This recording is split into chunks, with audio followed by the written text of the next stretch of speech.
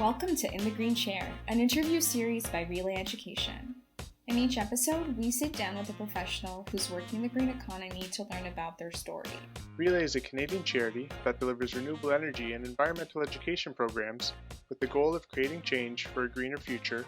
Throughout the series, you'll hear from professionals across a wide range of fields and sectors who all work in what we consider to be a green-collar career. I'm your host, Ade. And I'm your host, Andrew. Today's guest in the Green Chair is Kyla Pascal. She is a food justice advocate, the creator of Nowhere Kitchen, and works as an administrative assistant for Indigenous Climate Action, which is a nonprofit working to inspire and support Indigenous-led climate action. Hi, Kyla. Welcome to the show. Hi, thanks for having me. Thank you for being here. So I want to kind of start with your childhood. What was your earliest food memory? I don't know if I have an earliest, but one that kind of comes up often is we have a farm, kind of a family farm in central northern Alberta. And that's kind of a big place for all our family gatherings and such. And there's a big kitchen table. And so I feel like it was always a place to be, whether it was like cooking or just having laughs and all of that. So I'd probably say just that big kitchen table is a fond memory for me. And who taught you about food, or what was that first recipe that you perfected? I would definitely give props to the ladies in my family who taught me all about cooking, because at those big gatherings it was mostly them. We did have the men were cooking too. It was pretty good and just egalitarian in some ways, but mostly it was the women, and so they were definitely the ones to kind of pass the torch on with all those recipes. I think just basic cookies were just an easy recipe. I think one that I really hold dear is the like family just like bread recipe. It's just like a classic standard. It's just like good to have fresh out the oven. It's lovely. Yeah. What was your first job in food service? My first job ever, and my first job in the food service was actually I worked at Domino's Pizza at 13. I was really young. My brother was doing delivery for them and got me a job there. So I was there for like a couple of years. So is 13 the minimum legal age to work in Edmonton? I don't know. I actually think it might be 14. So okay. let's not like call Domino's and let them know. But yeah. And did you kind of get sick of Domino's Pizza after that? At the time, I thought it was great. Like, you should have pizza all of the time, which I think is amazing. I used to do a lot of kitchen work, and I love just always having food around. That was the nice part about being in the kitchen. There's always something to snack on. There's leftovers. Exactly. So you went to the University of Alberta, and you majored in poli-science and women and gender studies. Mm-hmm. Can you talk a little bit about how you decided to pursue those two majors? Yeah. When I graduated from high school, I was very unsure of what I wanted to do. And I don't think I actually started in either of those disciplines, but I eventually made my way. Your first or second year, you're just kind of taking random courses to kind of feel out what feels good. And I really at the time was very interested in like international work. So that's where political science came in. And then I took a women and gender studies, just like intro class. And I think my second year, and I was like, oh no, like this is it. This is the one. And do you feel like what you chose helped you once you were out of university and looking for work? Are you pulling on knowledge that you gained from your education on a regular basis? I actually, while I did my university, I did like an additional certificate at the U of A, which was community service learning. And so basically what it was you would take different courses that would have like a volunteer aspect to it. And then you would kind of bring that into like the real world, volunteer, whatever organization you're working with or volunteering with, and then bring it back to the classroom, whether it was like sociology or political science or women's studies. And I found that was definitely the most generative part of my undergrad, because it very easily created this kind of like connection between what's going on outside of academia or out of the university institution and kind of giving it that real world applicability. Yeah, so definitely I'm still pulling on those things for sure. And did you volunteer a lot throughout your university time, or did you really get into that after graduating? No, I've always been pretty involved in community work. So that was kind of always I think even just like growing up, my mom would drag me to like fundraisers and like indigenous events and stuff that were community focused. So yeah, What are some of the benefits and lessons that you've received from volunteering? volunteering is a really great way to kind of see what kind of work you're interested in, to meet people. I've gained a lot of jobs and things like that just because of people that I've met through volunteering. So it's a great way to like figure out what feels right, what issues you care about. I know at least in nonprofit work and community work and grassroots work that it matters if you've actually worked in the community or if you've like volunteered with the community that you say you want to help. Yeah, so a good way to get some experience as well. Mhm. Do you have any advice for young people who want to do more work in within their community or working for a nonprofit? Do some research, see what you're interested in, and then, yeah, go volunteer. I'll cold call sometimes. Sometimes you don't hear back, but I'll just be like, hey, I really like what you're up to. If you ever need, a volunteer or something, like, let me know. I've done that a number of times. And yeah, sometimes you hear back and it's great. Sometimes you don't hear back. People are busy, and that's totally cool. Yeah, and I feel like you would also maybe do even better work at a place if you're more invested in the mission and the goals and you are more connected to the organization. You have this project called Nowhere Kitchen. Hmm. Can you tell us the story of starting the Nowhere Kitchen and also what the community response has been? Nowhere Kitchen is on a bit of a hiatus, but the origins of Nowhere Kitchen, I went to New York for like upstate New York for a BIPOC farming immersion at this farm called Soulfire Farm, which is a very cool farm that does food justice and farming. And they just like teach you a bunch of stuff about farming and with all BIPOC folks. And it was really wonderful. And I met a really brilliant woman who was from Buffalo.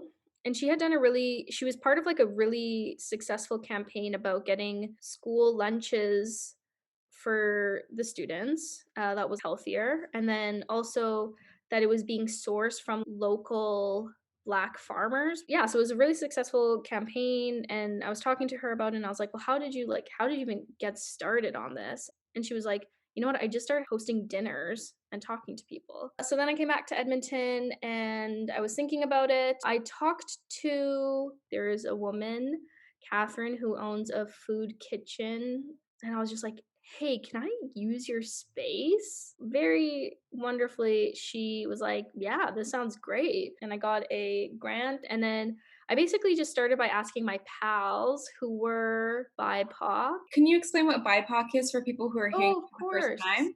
Yes, sorry. BIPOC is Black, Indigenous, People of Color. So the point of Nowhere Kitchen was to amplify and highlight voices of BIPOC chefs in the city and kind of these cultures, because what's happening is like there are a lot of small mom and pop shops down the street that nobody's going to, nobody's heard about. And then some white guys have the money and have resources to build this restaurant food empire, restaurants that are an ethnic cuisine, but it is owned and ran by not that ethnic group. You can kind of think of it as like food gentrification or like appropriation. Let's just have that conversation of why is nobody going to this small other delicious place? These were kind of some of the things I was like grappling with. A lot of BIPOC chefs don't have the money and the network and the social capital. So that's kind of how that came about. Yeah, I just kind of got some pals and the reception was great. We were selling out and I was doing them once a month. The next one was going to be a special Ramadan one, which was going to be with a Lebanese woman. It was also very hard to get BIPOC women chefs. It's a lot of time women in the kitchens at home, but once things get professional and make a certain amount of money, then it becomes kind of like this male dominated industry. The next one was going to be a Lebanese pal of mine. And I was really excited, but then COVID happened, so we had to stop that. Do you see that starting up again though? I would love to. I'm in Vancouver now for grad school, and I don't know if I could do that here. One, I don't have the network of like people. Yeah, when we get back, I will definitely be doing something similar in the future for sure because it was great. I had a great time. You pulled on your earliest memory as well of having that big table and people all Mhm. around it. You kind of pulled that into this project in a nice way too. Exactly. Yeah, definitely. You mentioned you're in grad school now. Could you tell us what you're studying, and also what made you decide to go back to school? I am doing community and regional planning at UBC. That's a master's program. And I am doing specifically Indigenous community planning. And I chose this school because it was the only one that I could find that was doing Indigenous community planning. I didn't know what that was until I got here. And it is really cool. And it's basically building off of what I have been doing of community work and nonprofit grassroots work and thinking about how we can build our communities and our cities in a way that listens to everyone. One can always be learning. I'm still like working in nonprofit with Indigenous Climate Action, still doing food work all the time. But yeah, I think it was just a wonderful way to kind of learn some new topics and ideas and gain some like tools and resources in doing whatever I want to do in the future. Just building your skills, and I fully agree with that. You can never stop learning, right? There's always something new to read. We've spoken a lot about your history in the food industry and the different non for profits there, but can you talk a little bit about your current role at Indigenous Climate Action Mhm. and why it's important to have Indigenous leaders at the table when we're discussing mitigating climate change?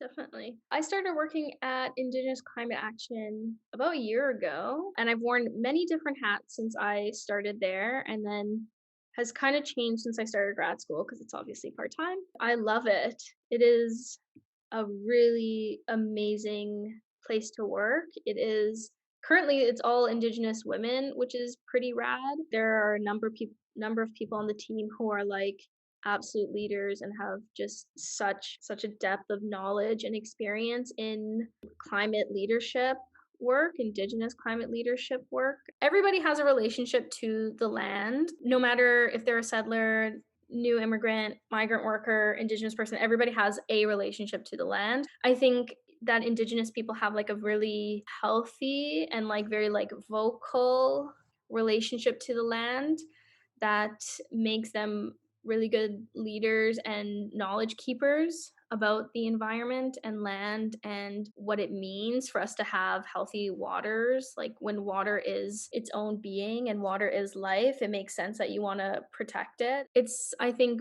in the best interest of everyone. And I think, and that means like indigenous people across all of the continents. We were just having a staff meeting yesterday and talking about indigenous work across the world and how like North America we've done really good in like getting media exposure, but like there are indigenous people to Africa, there are indigenous people like to South America. So like across the world, indigenous people are doing amazing frontline work in protecting the natural world. And yeah, it's really lovely to be a part of an organization that cares about it. It seems to tie in nicely as well with what you're learning now during your masters. Yes. Yeah.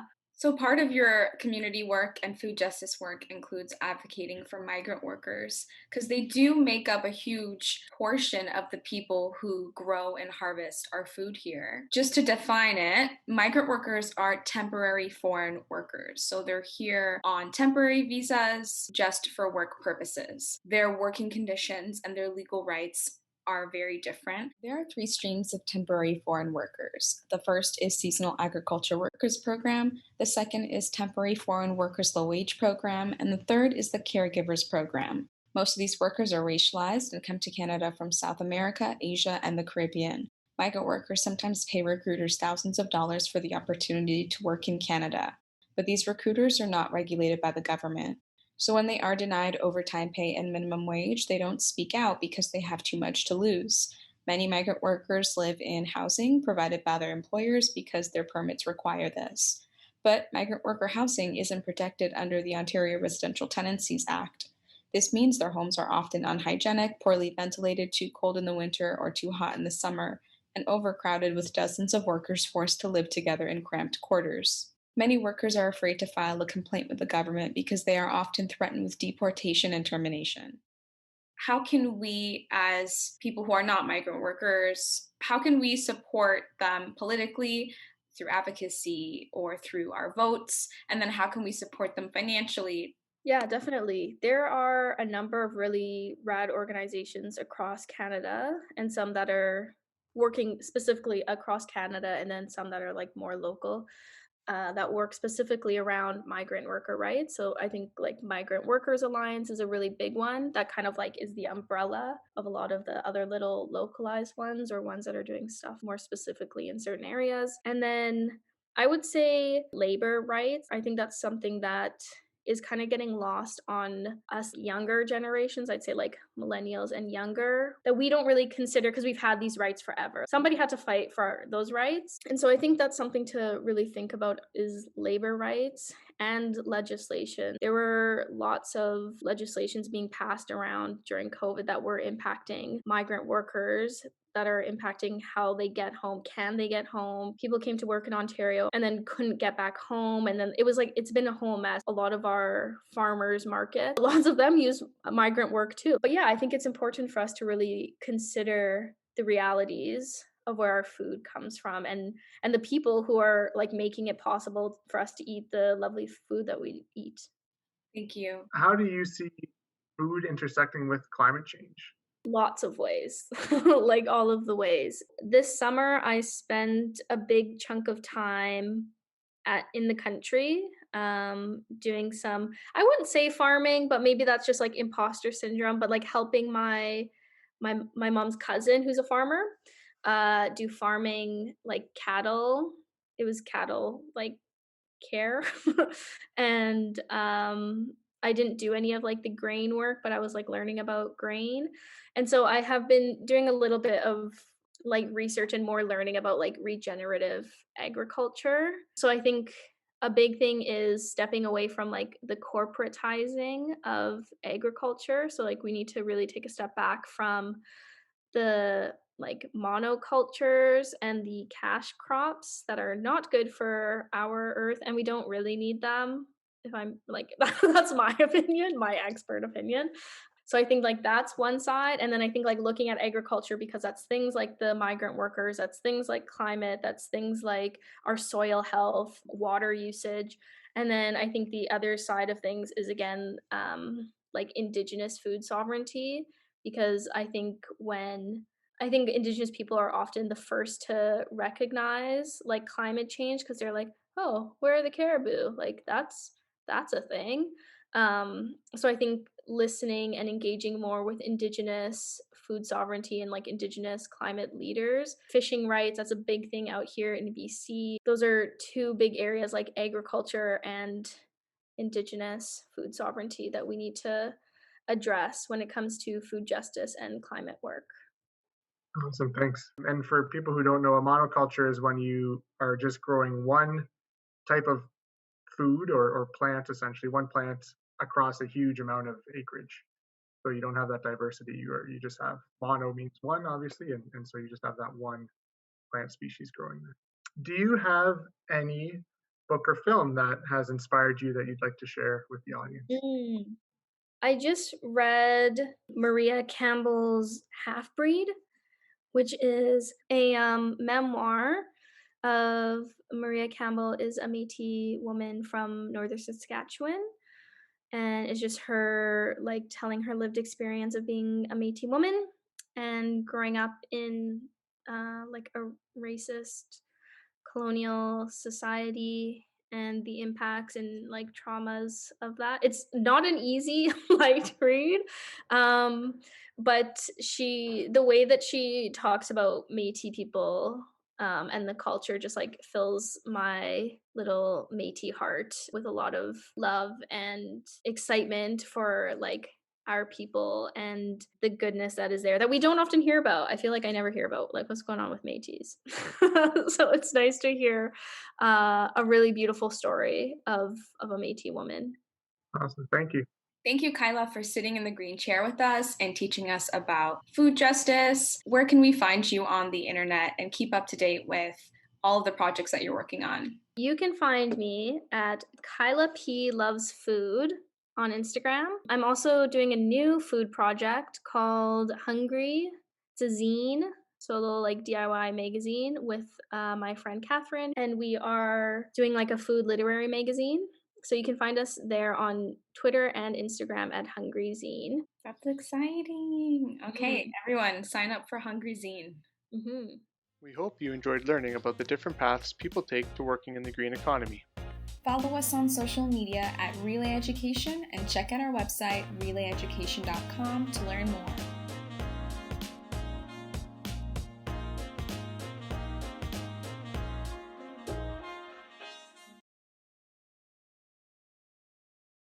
Yeah.